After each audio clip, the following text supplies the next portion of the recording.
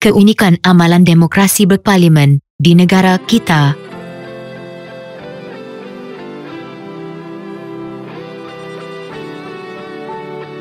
Keunikan amalan demokrasi berparlimen di Malaysia dapat dilihat dari aspek gabungan berikut: unsur tradisional dan moden, mekanisme semak dan imbang, kuasa budi bicara raja serta kerjasama politik.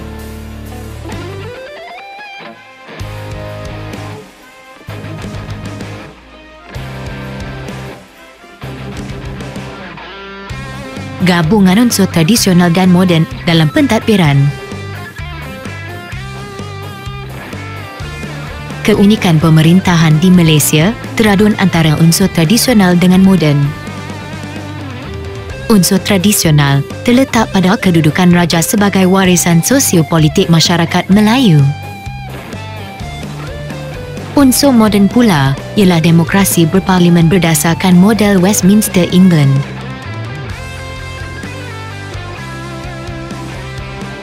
Kombinasi raja berperlembagaan dan demokrasi berparlimen merupakan kaedah terbaik untuk mengimbangi amalan demokrasi dalam persekitaran sosiopolitik di negara kita yang mempunyai kepelbagaian bangsa, agama dan budaya.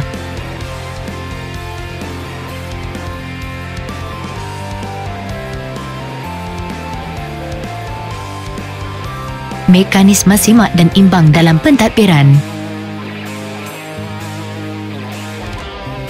Sistem raja berperlembagaan dan demokrasi berparlimen mewujudkan mekanisme semak dan imbang dalam pemerintahan di negara kita. Pemerintahan beraja berperanan bagi mengimbangi pemerintahan demokrasi kerana raja berkecuali dalam hal politik, ekonomi dan dasar negara.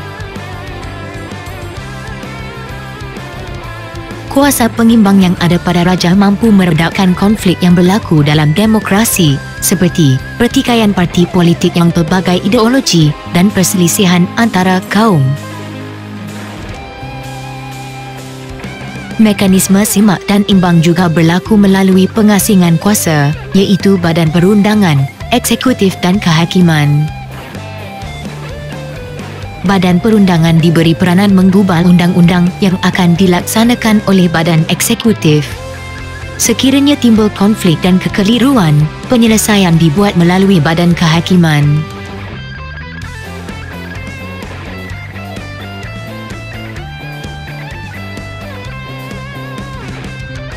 Kuasa budi bicara raja.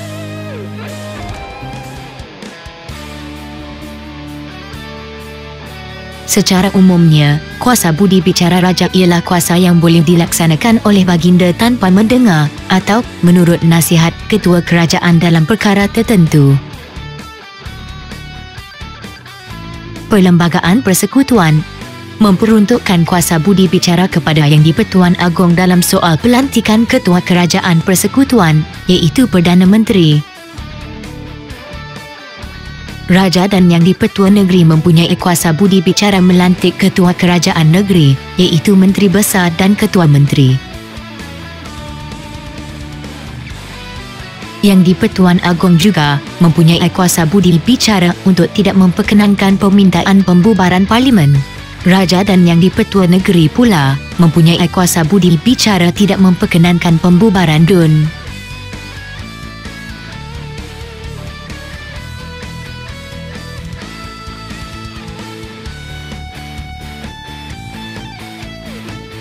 Kerjasama politik.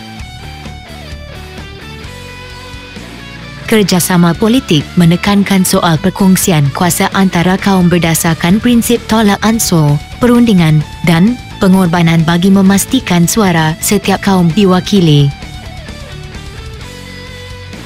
Permuafakatan pelbagai parti politik dalam satu gabungan membolehkan parti politik membentuk kerajaan dan berkongsi kuasa dalam pemerintahan di negara kita. Sejak pilihan raya pada tahun 1955, gabungan parti berasaskan kaum dibentuk atas nama Parti Perikatan.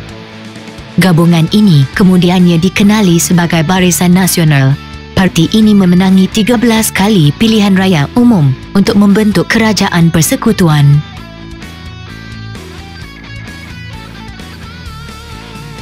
Pada pilihan raya umum ke-14 tahun 2018, kerjasama politik telah membolehkan Pakatan Harapan memenangi pilihan raya untuk membentuk kerajaan persekutuan.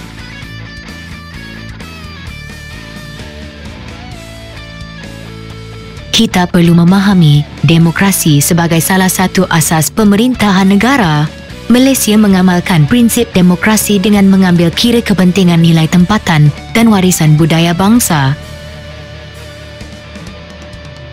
Demokrasi berparlimen dilaksanakan di negara kita dengan cara tersendiri yang mengutamakan kestabilan politik dan kesejahteraan rakyat. Demokrasi berparlimen pada asasnya memberikan hak sama rata kepada setiap warga negara, dikawal dan diseimbangkan dengan kedaulatan raja berperlembagaan. Malaysia mempunyai bentuk pemerintahan yang unik dengan ciri tersendiri. Kombinasi raja berperlembagaan dan demokrasi berparlimen membentuk pentadbiran yang sistematik dan unggul. Sistem raja berperlembagaan dan demokrasi berparlimen berjaya mewujudkan kestabilan. Hal ini membawa kemajuan dalam pelbagai bidang sejak merdeka hingga hari ini.